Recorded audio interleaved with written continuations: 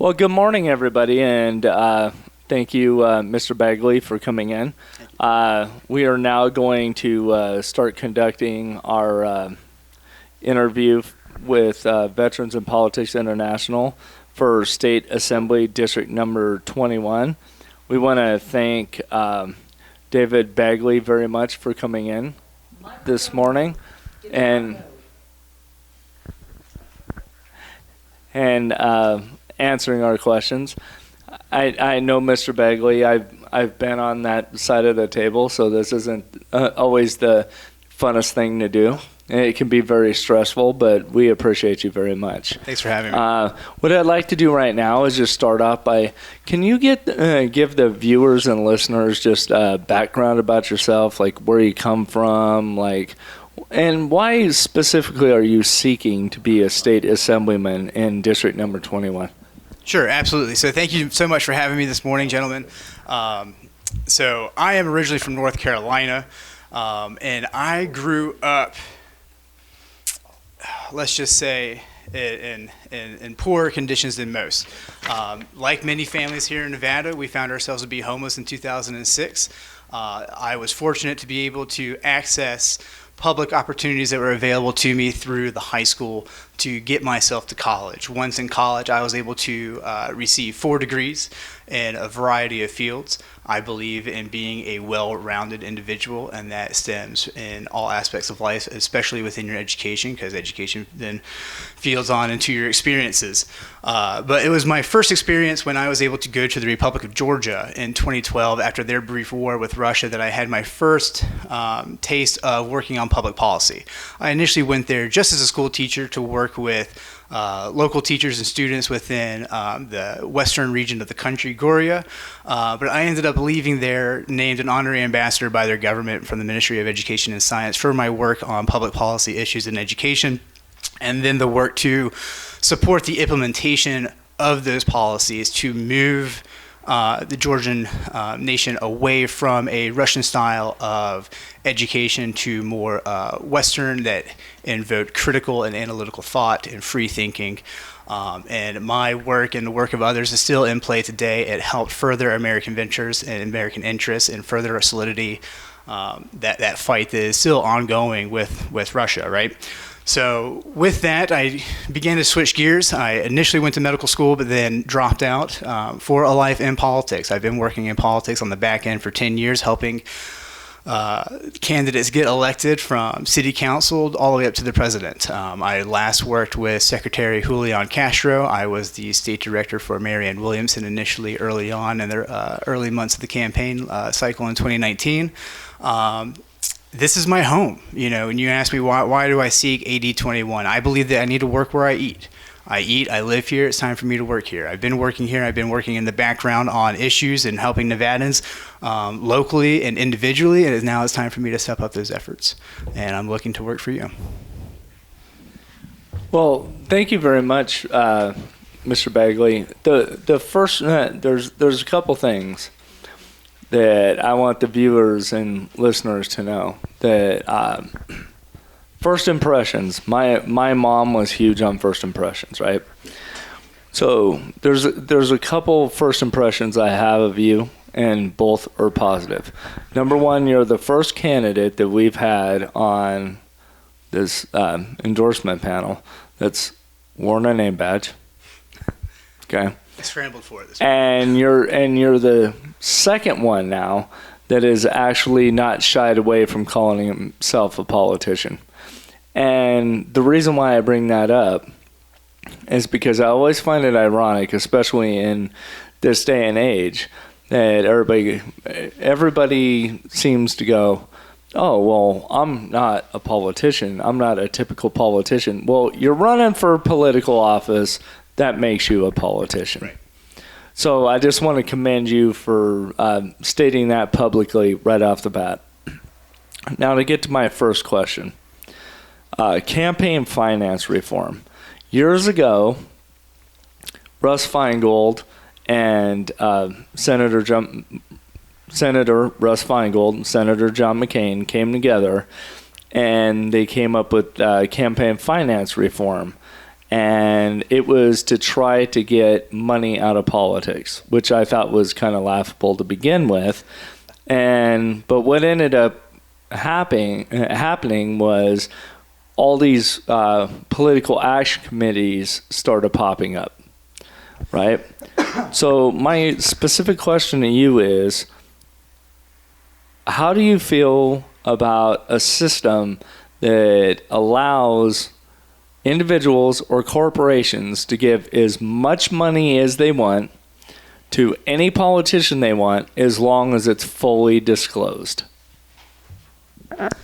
So the use of money for public language, right? That's essentially what we're talking about here, that my dollar can speak for my voice, and the more dollars I use, the louder my voice is. Personally, as someone who, there again, I saw the first democratic election in an Eastern European country. I was in Scotland during the referendum in 2014. Money in politics it's tough. It's a double-edged sword, where how can I actually perform if there's no money to be had, if I'm not producing content or putting people to work to make phone calls, knock doors, etc. If it's fully disclosed, absolutely. That's one of the biggest issues that we have in politics, is the term dark money, where you'll have someone who may seed $50,000 through 10 or 15 associates. You have someone of an organization who then uses 4 other entities to whittle down all of their funds to get it down to their candidate of choice. Those issues are withstanding. They need to be addressed, because even though it may be for environmental issues, the road to hell is paved with great intentions. So what one person's great intentions or good intentions may be, another person may not consider them to be the same. The greatest example is abortion. You will have people fight high and high water for those for those rights on each side. So as long as you do have money that is accounted for, I believe that there is a place for it. There is honest conversation about limiting funds, and I think that could have some validity in the conversation, especially if it is getting to the point of really eliminating those dark corporate dollars and putting a cap on things. What that cap is, how to eliminate it, that is a great question. Everyone is trying to figure out how to eliminate that factor. So.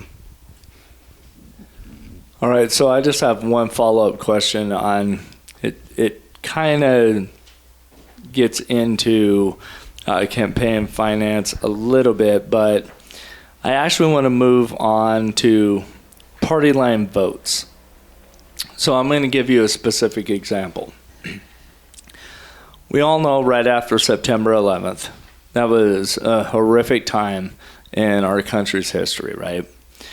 So there were 3 Congress people that were going to vote against military action in Afghanistan.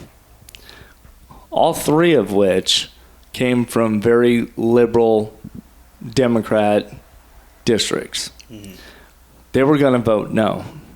They got pulled aside and basically told by their party leadership, no, this has to be a unanimous vote. You cannot vote no on this bill.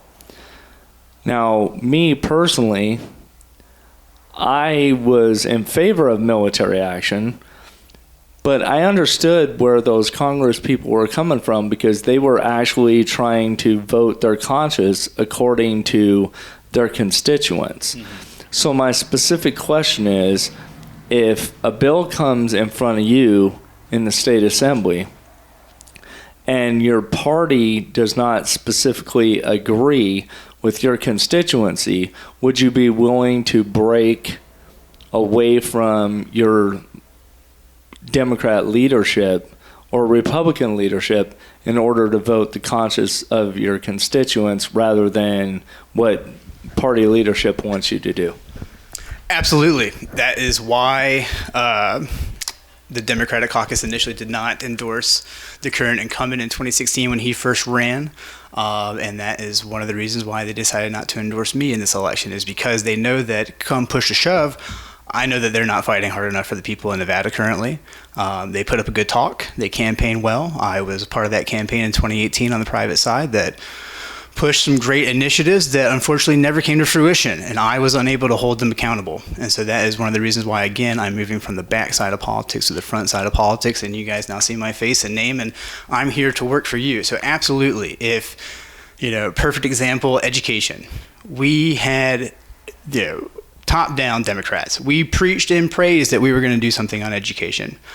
We touched it a little bit. Did we do anything effective? Absolutely not. Did we cap and reduce class sizes? No. Did we look at the effectiveness of schools and how we're using our facilities and the current system? Absolutely not.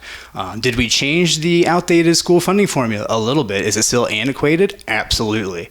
So, while the party may have best interests and there may be differences in political alignment there, it seems to be, unfortunately, that on both sides you have that issue where you have lockstep politicians. And yes, I do declare myself to be a politician because I am working in politics, but I am a public servant. And on that side of things, that is where I do vote from my heart, with the heart and ear from my constituency. And that's another reason why I'm running. So. Okay, thank you. Yeah. Good afternoon, Mr. Bagley. My question is, being a small business owner and with the pandemic going on right now, there's a lot of businesses that are going to be either put out of business and, because they cannot pay their rent. If elected, what would you do about that? So there's a lot of things that I would do about that. Specifically, right now there's a moratorium on evictions, which is terrific. But at the end of the day, when all this is said and done and over with, what is going to stop that landlord from coming to that tenant and saying, all right, let me see that 3 months real quick. Oh, you don't have that 6-month prep like we've always been saying? Well, be gone. We have to work to prevent that. One of the ways to do it is to hold our government accountable. Again, before we started taping, I pointed to the culture of corruption. We're missing $300 million on the table from the State Department that was handling the grant management system that got caught juicing the contracts, and now we're in litigation going on 2+ years. That's $300 million conservatively, with estimates going up to about $500 to $600 million annually. We have lost out on $170 million annually from mining taxes from 2012 to 2018. I helped create the initiative of $100 million of marijuana funding. Granted, it was Steve Sisolak who said it, but we ran with it on the campaign, and I still haven't yet to see it. Plus some. I could keep going, but that's just light surface talk of almost $500 million that we're not dealing with annually, that we just continue to let go by. Why? Because we refuse to do the hard thing. So, to answer your question, I plan to do the hard thing, whatever that may be. Put people first, put businesses first, and put Nevadans back to work. I don't plan to just let it roll over and say, hey, we need to start cutting budgets like we are planning to right now at 4 to 6% per department. We need to start fighting for the people, and that's what I plan to do, and I won't yield until that's done. Okay, you mentioned that we're losing $170 million in lost taxes with our mining industry. Yes. What about the casino industry? How much are we losing there? So, to be honest, I don't have the exact numbers in terms of where all the money goes per quote-unquote bucket and how it filters down. I do know that we are at 6.75% tax rate, and we could bump it up to another 3%, which is what Clark County School District wants to do to try and fund education. Gaming has a lot of money. It'd be smarter to try and do something with Remand Board and actually work with them than try to actually come out and tax them. But at the same time, we do need to hold them accountable, and we do need them to pay their fair share, just like everybody. Okay. First of all, thank you very much for coming, Mr. Bagley. We appreciate it. Regarding the educational system in the Las Vegas area, it's abysmal. Mm-hmm. I mean, let's put it honestly. I believe that they're 48th or 49th in the United States. Yeah, a little lower. Yeah, with the amount of money that could be and should be available to the educational system. Also, with the teachers union backed Governor Sisolak. Am I correct on that? Yes. Yeah, and then he turned around and put the kibosh on their increase in their salary. You know, also another major point is that you were talking about the requirement of money, financial need for a lot of places, the small mom and pop businesses, the school system, social service agencies, et cetera, et cetera. This is one question I've asked all the applicants for the job is, why did Governor Sisolak $750 million as a gift, and your district is in the Henderson area, correct? We split Henderson and Las Vegas, but yes. Okay. The Raiders were granted land by the city of Henderson that was valued at $1.5 million. They turned around and sold that same land for a profit, a major profit. Oh, I know. Yeah. What are your feelings on that, sir?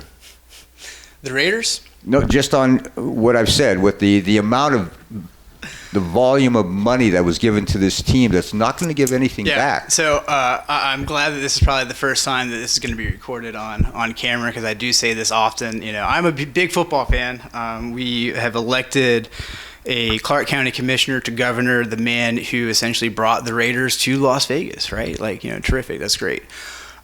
We provided $253 million in subsidies. They purchased a lot that was at $12 million for six. It was valued at 12. They got half off and purchased it at $6 million, and then turned around and sold it for over $130 million at a 30% profit. And then, and two, with that, looking at their quarterly earnings and their profit margins, they've earned in profit, mind you, not just earned, but in profit, over $500 million. And then they turned around and they cut a check for $500,000. Not 1%, 100%. Get the fuck out of here. Well, you know, just to add to that story, Mr. Steve Sanson, the president of VIP, he holds, a military gala ball every 2 years, and this year it'll be February the 13th, 2021, pardon me. And, I've been in the city for a number of years and made certain contacts. We contacted the Raiders in terms of having a silent auction, and they gave us a bobblehead doll. And they're always, indicating military. Well, that doll is valued at $9.95. Yeah. So, at the end of the day, politics, we live in American society of blue and red, left and right. But unfortunately, behind those doors is another color, and it's green. Absolutely. Green plays both sides, and green always wins for some reason. Probably because we've cut out every political party that was ever there post 1950, and we made alliances in the 50s and 60s between both parties to ensure that green ultimately wins. That's what we're seeing. We're seeing classic neoliberalism in its best play. Where capitalism gets extorted over democracy, and the people are put on the backs. They're put on the back burner. There again a lot of money that should be on the table for infrastructure. There should be a lot of money on the table for education. And money doesn't solve everything, absolutely. However, when we have $1 billion deficit in education, when we continuously lose millions of dollars annually because we have a opt-in rather than opt-out state healthcare plan, it is very alarming where our resources are, where they could be. In terms of just being prepared, but at the same time where they are in terms of how dwindled they are, because we never adequately were using them in the first place, and just continue to go thinner and thinner and thinner. And that is too with our corporate money. Unfortunately, one of the biggest responsibilities of a state legislature, whether it's governor, state senate, state assembly, etc., it's to bring business to your community, to make it a business-friendly community, and also friendly to your constituents, because they're the ones hopefully getting those jobs. But in order for them to get those jobs, you have to make sure that they are prepared. You have to make sure that they are economically sound, that they have a strong educational footing, that they are healthy. We've been failing on all this, on that so far. And two, when we are bringing in new contracts, we're selling our people short. I love that we're able to put Las Vegans and Nevadans to work. IBEW was really talking with me about it's the Microsoft project, the Google project that's coming into Henderson over there. $600 million contract with $40 million invested into the city. What does $40 million do? Does it build a new school? Does it expand 5 roads? No. So what are we doing for the people? What are we doing to create that balance between the social responsibility and the economic fiscal responsibility? Right now, it's all economic and fiscal. So we need to start stepping up for our social responsibility game. Just an addendum to one of my questions.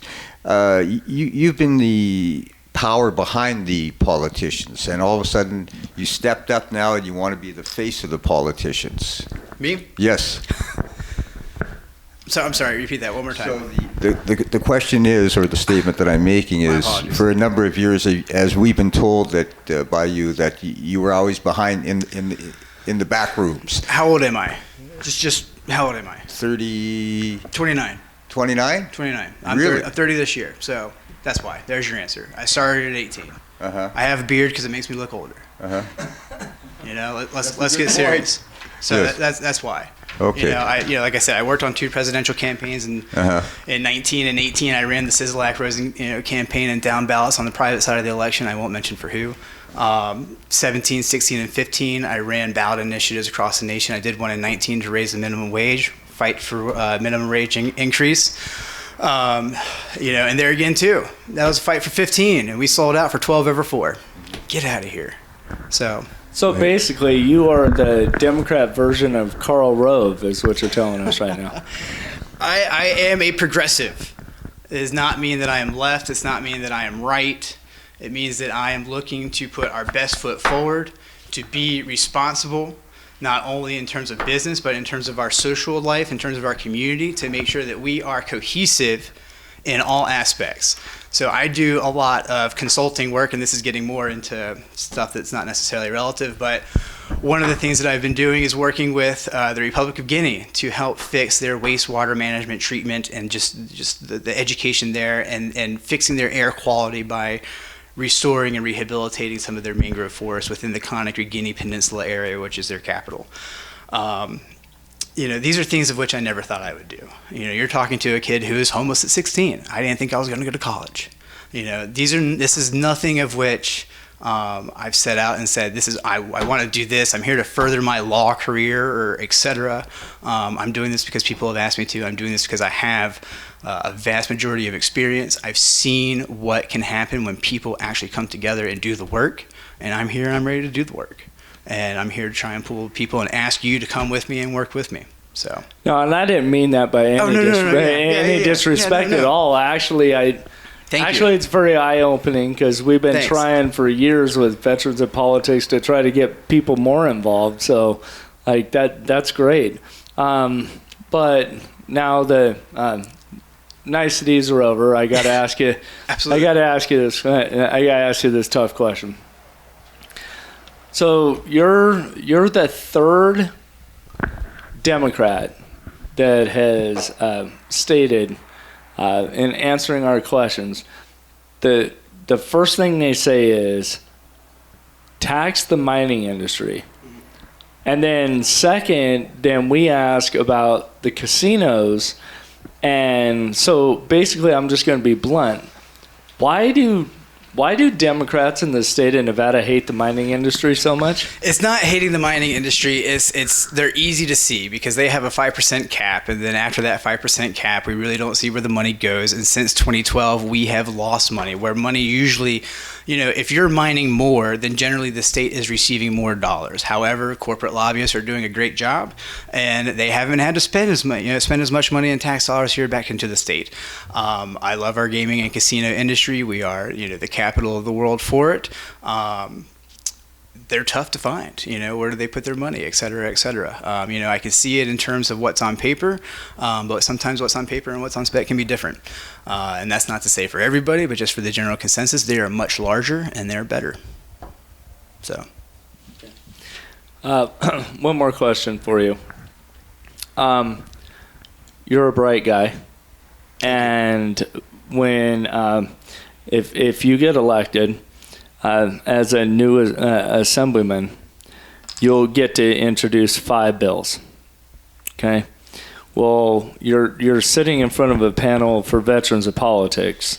one of the biggest issues that we have here, not only in southern Nevada, but we also have it in northern Nevada as well, is homeless veterans. And I've asked this question before, but unfortunately, no one has really been able to give me it's not a black or white issue. There's nothing specifically, there's no sword that's going to solve this. But with your background and the things that you've dealt with overseas and with all those things, what bill would you propose that you think would help curb homeless vets here in southern Nevada and Nevada as a whole? Thank you. So the creation of a state office of the Inspector General to work in conjunction with the state office that is currently in play. And I would like to see the state office of the Inspector General specifically work with active duty members and their families who are beginning to enter the stages of transitioning into civilian life, ensure that they have a smooth transition. A. B, you hit it on the nail on the head. Approximately 52% of our state's homeless population are veteran members and their family members. So we need to have an activist for them to try to identify them, because they have specific needs that, unfortunately, Catholic Charities may not be able to help with, Las Vegas Rescue Mission may not be able to help with, other organizations may not be able to help with, and I don't mean to call them out. They're just the ones on my brain right now. So to help with that aspect too, veterans and military members are tired of hearing about mental health services, but unfortunately Nevada has zero. And so when we're talking about PTSD, when we're talking about other ailments and other things that go along with it, what avenue do they have for help? Where can they see a PCP that is a primary care physician that is skilled in this? And then two, something that is within their network that they can work together with.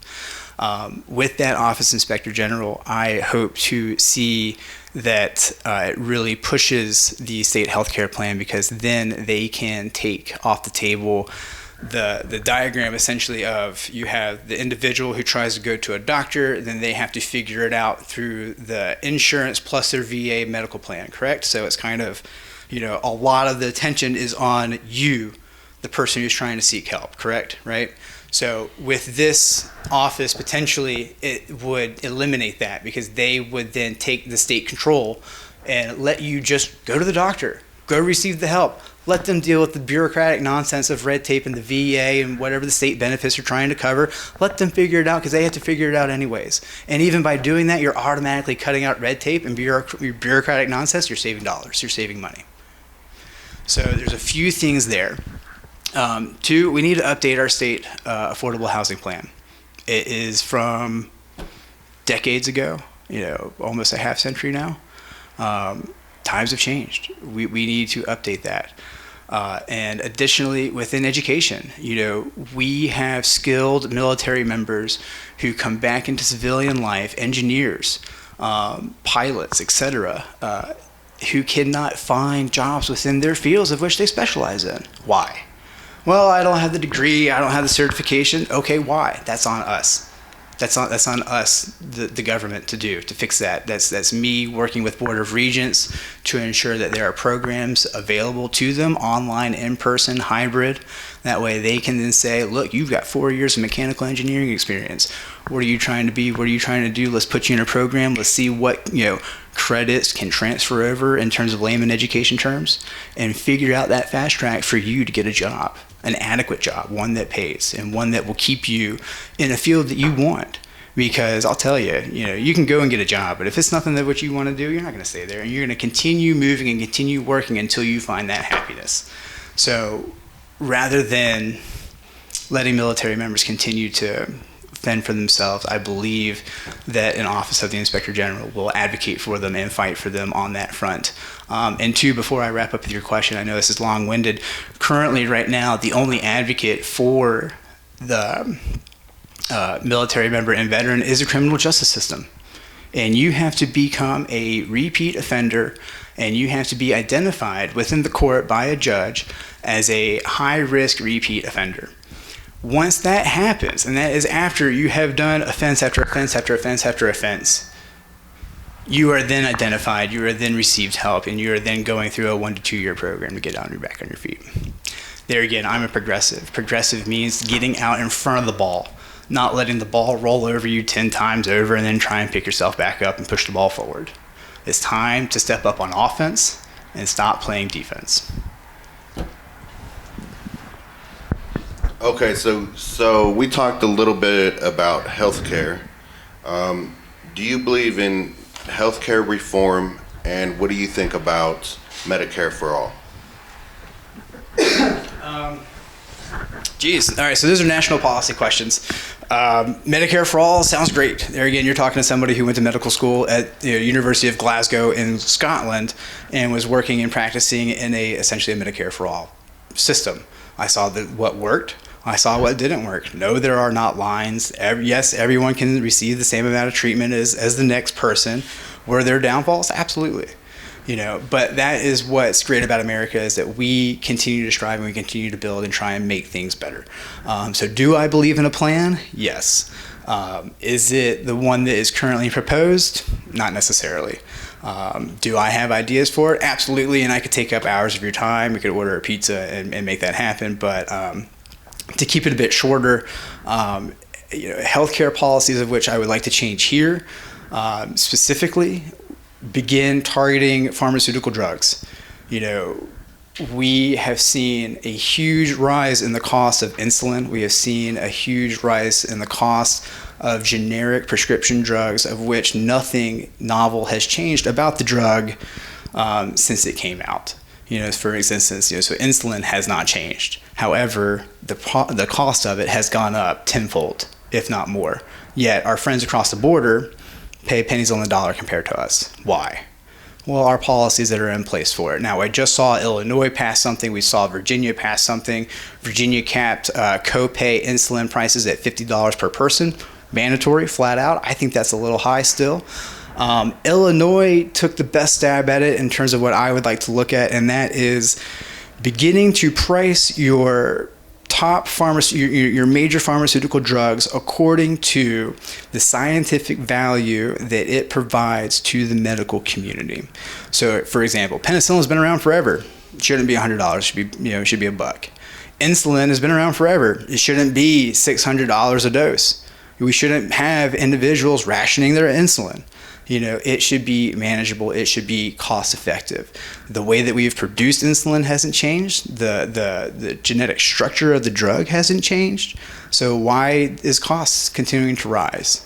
I can go on with other inhalers and nebulizers, et cetera, respiratory, COPD, people who are affected, cystic fibrosis, et cetera. There's so much out there. And that's why I like Illinois' approach a little bit more, and going after the scientific value which is added to the medical community. It doesn't change prices to your top dollar cancer drugs, but it does give the consumer, the person who's trying to receive treatment, a leg to stand on when you're working with your insurance company, and people are not going to go broke if you get sick. That's what we're trying to do, and that's what I would aim to do. Mr. Bagley? Yeah. Listen, first of all, you've actually locked down in terms of the external matters. Like with the unions, you're very friendly with. I see a picture of here, you picketing with one of the unions. Yeah, I got out there. Which is probably, the bartenders, the culinary, the Teamsters, the engineers. If you got their backing, most of the time you get in, to be perfectly honest. You also have the standard policies you've got correct, but let's get down to the real grassroots level. Are you familiar with the court systems in that affect Las Vegans and Nevadans, regional justice court or family court? Are you familiar with what goes on there? I'm more familiar with the family court, but yes, I am familiar. Okay, what's your opinion of family court here in Las Vegas?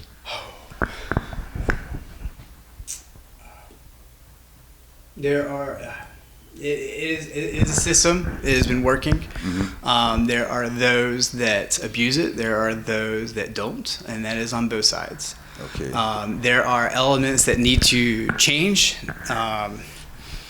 and we have 70 positions up for election. Pay attention, learn who the candidates are. I'm not going to start naming names because I'm just not going to do that right now. But I encourage everyone who's watching this to please, state assembly and everybody too, but specifically your judges.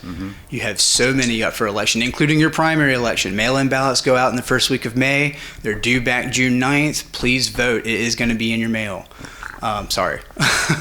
But do your homework. That's what's going to matter, and that's going to be the way to effectively change the courts. You know, specifically as the question that I asked you with family court. Family court, I've been in the court system for 30 years. I'm a retired criminal courts consultant as a psychologist. Family court, we have judges. We have one judge that's a racist, as per the newspaper article in the Review Journal about a specific judge requesting and ordering some African American litigants to take care of their nappy hair because she didn't like it. We have a judge that changed her name because she wasn't getting favorable reports, and she's still back in. We also have a judge that he uses this as a summer home family court. He'll occasionally go into the courtroom. The federal government brought in a task force here. They did an evaluation on family court, which should be out over the next couple of months, I hope. The major problem here is that family court should be a supportive court, not a punitive court. And there's families and children, more importantly the children, that are being destroyed by judges that have absolutely no business sitting on that bench. So the question I'm going to ask you, if and when you do get elected, would you make veterans in politics and the electors out there a promise that one of the 5 bills that you can have is put in for a family court total investigation? If we can come together on comprehensive language that is not one-sided, then absolutely. No. Yes, because we need to address our family courts. Right. And I only say comprehensive because a lot of times, even myself, when we go at an issue, we go at it from our angle. Right. And even when we're asking for other people's angles, we may not get all the way around that 360 circle. I'm not going to accept that answer, No? sir, and I'll tell you why. You know, I was helping out a number of African American litigants. I suggested that they go through the judicial system, discipline committee, et cetera, et cetera. It's a good old boys, good old women's club. That's number one. Number two, I eventually had to get the FBI involved over one judge specifically. You know, people that are in the courts system, in family court, they're tired of hearing empty promises, and I'm not saying yours is an empty promises because you're not in a position of power yet. People are hearing their lives are being destroyed by these judges, and there's a great percentage of them. Mr. Sanson has done outstanding work in terms of bringing down on the disciplinary committee, the judicial discipline committee, that they get their fingers tapped or they're on the wrist, but nothing serious. Well, and there again, you know, I'm sorry that I'm trying to give you such a diplomatic answer, right? But at the same time, you know, it kind of goes back to the 2018-2019 cycle. We lost Kelvin Atkinson, which was unfortunate. Well, not unfortunate. The people that then came into position were Frierson and Nicole Cannizzaro, who is their boss, D.A. Wolfson. Did we see anything from criminal justice reform? No. Ozzie Fumo, State Assembly District 21, now running for State Supreme Court. He presented to end cash bail, end cash bail, to end the death penalty, and propose a system that would reduce incarcerated individuals within the system, knowing that it was disparagingly affected minorities, specifically within the African American community and Black communities. Did anything get done? No. Why? Money. Why? Because my boss said no. You know, I mean, come on. It's, you know, That's right. So, but what do you want me to say? We have an education system that has been deemed unconstitutional, and now we're under investigation for that, and we're under lawsuit for that. We've already talked about today here how we have one State Department which got caught juicing the contracts for our grant management system to help the everyday Nevadan. So now we're not tapping into that money, and we're still in litigation there. I don't know of a. We have issues within our government. We have a deep culture of corruption, unfortunately. So yes, I can promise to you that I will, take this on, and do want to actually further this conversation with you. I am working with people who are running for a family court judge. They have quite a stronghold in trying to bring about a new face, a new change, a new direction from the inside out, essentially, setting up candidates. Some are like myself, Belinda T. Harris, Carly Kearney, Dee Butler, Fakisha Miller. They're all great candidates. I'm sorry, I'm giving shout outs to people right now. But there again, that's why it's important to know who your candidates for judge are. And in terms of taking the system head on, there again, if we can come together on a piece of paper that that we can take and we can stand on and we can fight for, yes, absolutely. That was my comprehensive. If we can make it, if we can actually get something to stand on, then yes, absolutely. I do appreciate your honesty. I thank you very much. Thank you. Okay, so since we're on the family courts, my question is this: so we have a judge in Department N. Judge Harder, and what this judge did is he gave a free attorney to somebody because he didn't like the other litigants. Yeah. And that the other person that he gave the free attorney to admitted in open court that they make $2,000 a month. So do you think that now anybody, and also the judicial discipline said that it was okay. So don't you think that it's fair that anybody that does not make $2,000 a month, right? This can't just be a one case basis. Anybody that does not make that makes $2,000, they should $2,000 or less. They should be given a free attorney. I mean, because think about it. You cannot just pick and choose, right, as a judge. You could do whatever you want. You're the judge. Right. But there should be laws. Now, don't you think if he gave one litigant a free attorney and she admitted in open court that she makes $2,000 a month, and that clearly is an indigent. But now anybody that makes up to $2,000 a month should at least get a free attorney. Don't you believe that? Absolutely. I mean, we should have a free public defender anyways. Now, are you asking that they can choose their lawyer of choice per se, as if it's like choosing a doctor? I mean, no, definitely not. So here in the criminal court here in Las Vegas, if you're facing time, they'll give you a free attorney. Right. Yeah. Okay. So in the family courts, families aren't that lucky, even though children are more important than people facing time. Okay. Yeah. So what I'm saying is, since this one judge gave away a free attorney, right, and the woman, she actually said that she makes $2,000 a month, which clearly isn't indigent. Right. Don't you think now that everybody should be given a free attorney? So now we need to make sure that everybody knows about this case. Right. And if he gave somebody a free attorney, now everybody should get free attorneys. Yes. No, I agree 100% with you. Yes. Oh, okay, perfect. And would you take that case? Would you give us your commitment today to take that case and basically base a law around that case? Yes. I mean, it sounds like what this gentleman over here and what you're talking about can actually go into the same bill. So yes, absolutely. There again, within any matter of the court system, the right to representation stands. And it should not matter if it's family court, criminal court, etc. That needs to stand. So absolutely, yes. Okay, great. And how would you structure that bill?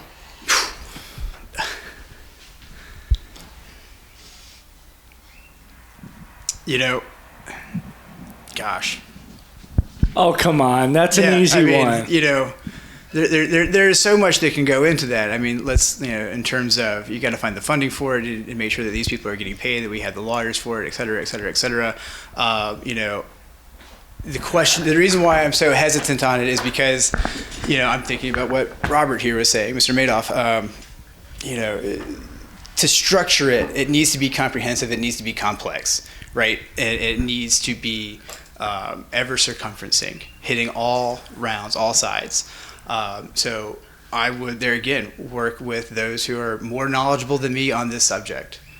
Bring people who are experts on this matter to the table, not leave them out of the room in order to create this bill, in order to create something that we can then take and stand on and pass. That's my best answer for you, because yes, I can get into the weeds and get into the details, but at the end of the day, that's how it's going to get done, is bringing in the experts and making sure that they have their piece at the pie, at the table. Because if we're not listening to the experts, if we're not listening to those who are there on the ground and dealing with the situation, then how can we adequately address those concerns and those needs? And that is also to listening to the people. They are experts as well, because they're living with it daily. So. Okay, Mr. Bagley, I'm going to switch subjects a little bit. I'm going to go off family court. I'm going to actually go back to education again. Now, obviously, I understand as a state legislator, state legislator, you're not going to be able to go into someone's home and say you need to spend X amount of hours with your son or daughter. Like, you're not going to be able to do that, because that's not within your purview, nor should it be. And this isn't like, you're not going to be able to construct a bill for this either. But if you're elected, what would you do to try to encourage more parental involvement in the school system? Because here's one of the things. So, and just so everybody knows, just as a registered Republican, for years, I've railed against the public school system. I said, well, teachers, I'm not saying they're lazy, but I'm not saying they're very hardworking either, so we need testing to be able to see if they're actually doing their jobs or not. So a good friend of mine, we were sitting having lunch. She goes, well, I welcome you to come into my classroom. So she's a third grade teacher, so I went in. And so 98% of her day was specifically spent on discipline, teaching kids to be quiet when they went into the hall. About 2% of it was actual instruction, and that wasn't her fault. That's just the way it was. So if elected, what would you do to encourage more parental involvement? So how many students did she have? She had 35. And just her? And just her. What's state law? 30. I believe so, yes. Yeah. So you have a teacher working in unfavorable conditions. I mean, yeah. That's right. I mean, so specifically, how do I get more parental involvement? Well, first, you need to take on a multi-generational approach when we're trying to talk about fixing our education system, right? Because now... But as soon as you say that... A multi-generational approach? As soon as you say that... Okay. You're going to get backlash... From conservatives that are going to say, when we came up, we didn't have to worry about that stuff. Like, if we misbehaved, then we got our asses spanked, and we never misbehave in the classroom again. Right, but we also kept Jim on the farm because he was just a bit off. Now we know that he's diagnosed with a spectrum-related autistic disease, and now we can treat him and actually have him as a functioning member of society. So times have changed, times are different. I agree with performance-based assessments for teachers, like you said, to see if they are performing well in the classroom. However, that goes out the window immediately when you fall into the conditions that Nevada has, where we are over $1 billion in a deficit. We have 35 students to a single teacher.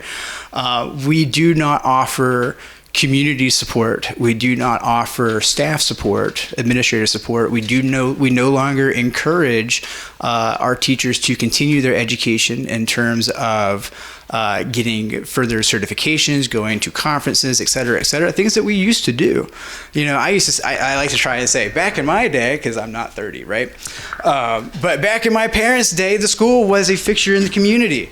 If you were unemployed, if you needed something to do to get busy, you went to the school, you volunteered, you got involved within the classroom, and then you know what? You generally picked up on a skill that got you into administrative, that got you into another element. It used to be that you could pick yourself up, you start volunteering somewhere, that way it looks like that you are capable of working, and then you get picked up to work. I don't mean to interrupt you. No, you're okay. Let me pause you for a second. So you brought up two red flags to me. So you said don't spend enough on administrative costs? No. Okay. To further education for administratives.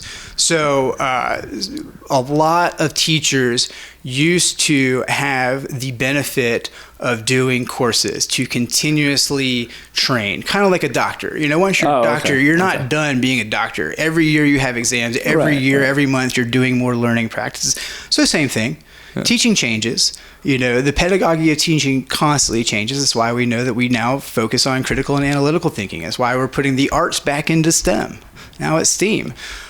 So promoting this for our teachers, for our admin staff, to constantly get better, to constantly try to promote efficiency within our system. That way, from within, we can try and make things better. We can try and make things more manageable. But then there comes the cost of building new infrastructure, right? Where we, whether that's a new school or creating new textbooks, whatever that infrastructure is within the education system, once we reach our cap, we have to build anew. So within there, we have to try and take on a reduce model, reducing impact while also supporting sustainability and supporting the implementation of the infrastructure that you're trying to build. It's like the idea of the $100 laptop to Africa. I can't go to Africa and give a $100 laptop and then not provide the resources of how to maintain it, how to work it, the infrastructure behind it of powering it, creating the education and into the workforce development of repair. That is a very broad statement that we used to talk about 10 years ago. Unfortunately, it's still relevant today because we try to do it not only there, but here within our own society. We the same principle applies. So eliminating that.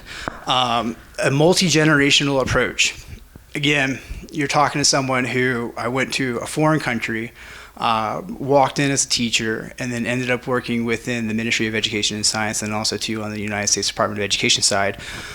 So seeing policy being implemented, the most important thing is having the support on both sides from the government, but to people on the ground from the community to get involved. I'll never forget when people, not only just the government, but the people within the community, we came up with the idea of a national English spelling bee, and they laughed at us. They laughed us out of the room. Do you know that National English Spelling Bee in Georgia is still ongoing? It's going into, what year is it? 9 years. And it is because it was the multi-generational approach that we took to get it accomplished. The kids bought in and the parents bought into the system. The parents got involved, and next thing you know, as we're trying to create the avenues in terms of CPR and first aid and first responders, et cetera, we're now connecting people into positions that they can then work in their community and uphold and upstand their community. And that's just one instance. And now I know that you can't apply everything cookie cutter. Everything has to be personalized to the environment of which we are in, and I'm ready to do that. But these are the type of steps that we have to take. It has to be that multi-generational approach where you're identifying your community and then you're supporting it across multiple pillars. And one of them has to be economic support. And that's where you're really going to have a buy-in. And I've been talking with financial institutions about creating this private-public partnership. And to be honest, their biggest stick is not having financial education. I don't want to spend any more money than what I already am in education, because at the end of the day, it's going in one door and out the other, and people aren't learning anything about finances. They can't balance a checkbook. The system can't balance a checkbook. Why am I going to continue spending more money? right? Come on, right? So I'm with it. I hear that, and I am in agreement with it. So there is a lot of systemic change that we have to do. One of them is taking on a multi-generational approach, figuring out what is best for that community specifically, and getting them involved and getting them attached and getting them into the school systems and making our schools a pillar in our society again. Okay, thank you very much. So we're coming up on 12 o'clock. So I'm going to go ahead and give my two fellow panel members one more question, and then we'll have you wrap it up. Thank you. Okay, so since we're talking about education, you mentioned a few minutes ago times have changed. What do you propose that we do about the mass school shootings? And how do you think we can try to bring them to an end? Or Well, I'll tell you what, it's not going to be by restricting Second Amendment rights or taking guns off the table. So if that's what that's not where I'm going to hit this angle from, because we need to protect our Second Amendment rights. And if there were a gun on the table, I don't see it picking itself up and shooting someone. So why do we have so many mass shootings in America? Is it because we have children who are living in trauma constantly? I can tell you from experience, it wasn't fun being homeless when I was a kid. It wasn't fun coming home when we did have a home and the light was off, the water was off, there's a notice on the door, etc. The car's repoed. These are traumatic events. These are that children are experiencing. We don't have the social responsibility network that we once did. I talk with a lot of school advocates and school principals. Here in the state of Nevada, you are mandated to see the school psychologist / counselor at least once a year, K through 5. After that, it's a bit of a gap, and they are hell-bent on catching you in 11th grade, your junior year. You will definitely see someone then. If you're behind, if you have issues of which they can identify, they're going to try and catch them then, and try and do something within the last 2 years of high school before you're you're on your own. And for others who don't need those services, then congratulations, you won. That doesn't work. That doesn't fit the bill. But there again, how can you provide such services to so many? We have 500,000 students here in Nevada. Clark County specifically is almost 2/3 of that number.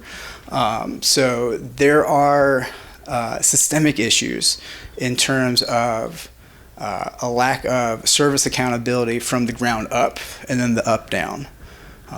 And that's where we have to address that to get that to knock down that issue. And that goes to providing students with meals, making sure that they have a roof over their head. 15,000 students at the beginning of this school year were identified as being homeless here in Clark County alone. We just said, today, there was a news article came out that CCSD hasn't been able to thank you so much, contact 67,000 of their students. That's a fifth. That's alarming. That's unacceptable.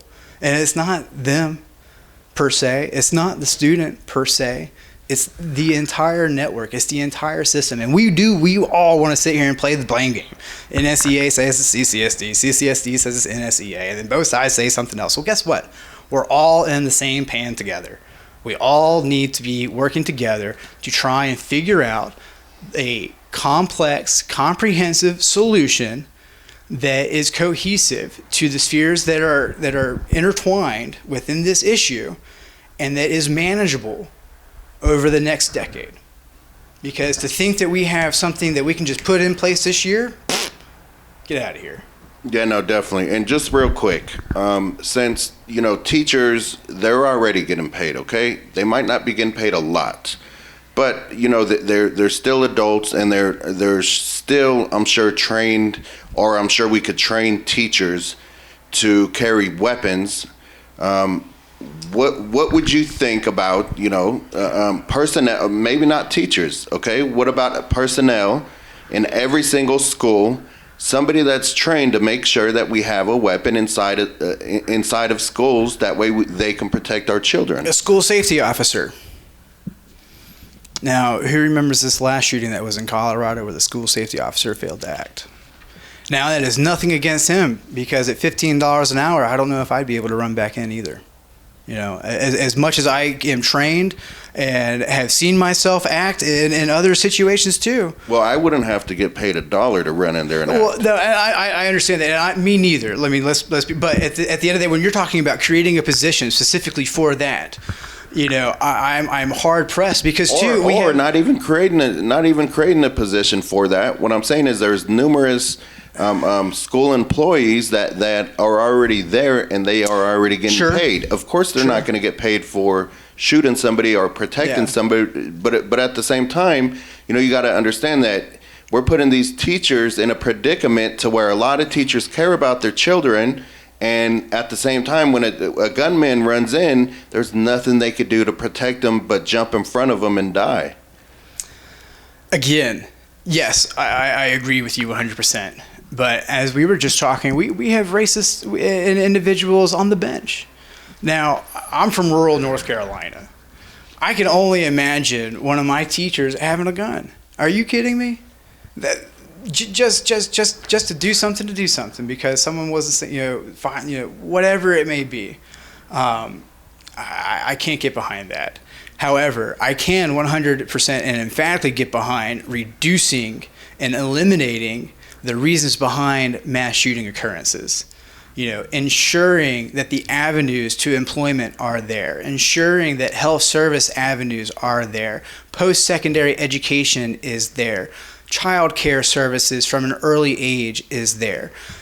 So when you're talking about Medicaid for all earlier, as you said, that is an element that needs to get played into it. Because the horror stories that I have heard over time, from the German pilot that flew his plane into the side of a mountain a couple of years ago because it was the anniversary of his son's suicide, nobody picked up on that. That isn't. You're talking about prevention. No, you do agree, though, that somebody in the school needs to have a weapon. It don't matter if it's a teacher. I'm not saying that. What I'm saying is, at least, a school monitor, a hall monitor, somebody needs to be there, I believe, that needs to protect the children, because you got to think that's the first place that these people are going to. Right. They know that, there's no guns allowed in schools, and, a lot of times churches, Right. There's no guns allowed, so I just think, at least, do you agree? All I want to know is, do you agree that at least somebody needs to have a weapon to protect our children? That's it. Yes, and that person needs to be an officer. At this time, that person needs to be an officer, but yes. Okay, great. And just to touch on that as well, we can't have the schools as soft targets anymore. No, absolutely. The churches, synagogues, whatever, they're having armed guards now. And on a personal level, I don't believe that teachers should be armed. I do believe they should hire. There's a lot of military personnel out there, ex-retired police officers that would love to do this, and they're not afraid to fire the gun. Right. As that gentleman did in Florida. Right. So, the bottom line is... Which gentleman, Florida? There was an armed personnel at a school. He hid behind a trash can, garbage can. Yeah. Okay. Was it recently? Yeah. When was it? A year ago? 2 years ago? It was a year and a half. Yeah, he was their armed savior. Safety officer, right? Okay. Yeah, safety officer. But I do believe that, military personnel that are retired, first of all, they would love the job and enjoy the job, and I would feel comfortable from our grandchildren if there was a military personnel there with a gun or a retired police officer. Either one would be absolutely sufficient. Yeah. And just a friendly suggestion, you handle yourself very, very well, and I'm sure you've been told that many times before. You're only 29 years old, and you might or might not have a future in the politics. But just remember this interview on April the 9th, 2020. Don't let the system eat you up. No. As in many politicians. And look. The viewers, please do not look at my youth as as something that's going to eat me up and chew me out. I thank you for your comment. I appreciate that. I've heard that up and down several times, year after year, whether I'm on the back side or front side of things. So I thank you, but no. I'm here to take a bite and to do some chewing. So, yeah. Robert was trying to hit on Ronald Reagan's line there, weren't you, there, Robert? Yeah. Possibly. Yes. Anyway, so Mr. Bagley, want to thank you very much for coming in. At this time, can you please look into the camera and tell the listeners and viewers first, give the boundaries for District 21 so your constituents know who they can vote for, and then also why they should vote for you, and please give contact information so that the voters can get involved in your campaign. Absolutely. So thank you. So I am running for State Assembly District 21. We are in the Silverado Ranch that takes up Las Vegas and parts of Henderson. You have Silverado Ranch in Bermuda that goes over to Eastern, rides up to Warm Springs, goes over to Green Valley, comes back up, and then goes back down Windmill, back down across. So that's our district. Please check me out at Bagley4NV. You can also give us a call, 702-755-2760. Email is Bagley4NV@gmail.com. And I'm running to work for you. I'm running because I'm the only candidate who is not going to let party politics continue within our district. I'm running because I have the support of our incumbent. I have the support of our community members. We have a strong volunteer staff. I encourage you to please join us. From here, I'm going home and making phone calls and text messages, so hopefully you'll be hearing from me. Please don't stop back. And I look forward to working for you. If you ever have any questions or ever in need of anything, please don't hesitate to reach out. So, thank you. Well, thank you very much. That is David Bagley, and he's running for State Assembly District 21. Right now, that concludes our panel interview for Veterans in Politics International. Thank you.